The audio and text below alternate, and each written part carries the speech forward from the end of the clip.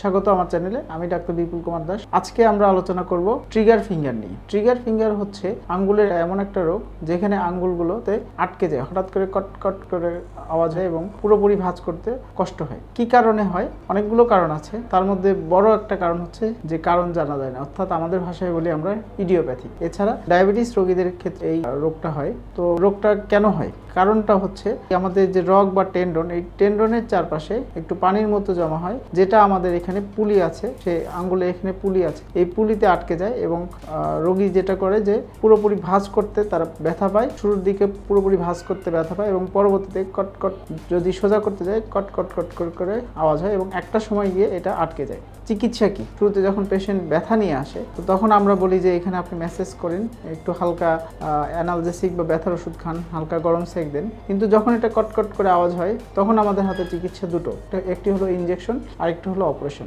Injection আমরা সাধারণত steroid injection দেই A1 পুলিতে, এই জায়গাটাতে আমরা ইনজেকশন দিয়ে থাকি। সে সময় এসে অনেক পেশেন্ট রেসপন্স করে যে পুরোপুরি ভালো হয়ে যায়। যাদের ভালো হয় না, অর্থাৎ স্টেজ 3, তাদের ক্ষেত্রে সবচেয়ে ভালো চিকিৎসা হলো অপারেশন করা। অপারেশন একটি খুবই সেফ সার্জারি। এখানে আমরা ছোট করে একটু কেটে আমরা যে জিনিসটা বাধা দেয়, পুলিটা আমরা কেটে ফেলি। তো এটা সবচেয়ে সুবিধাজনক এবং সবচেয়ে নিরাপদ একটি সার্জারি। এতে করে রোগী মোটামুটি 15 দিনের মধ্যেই তার নর্মাল যে ফাংশন সেগুলোতে চলে আসে। সবাইকে ধন্যবাদ।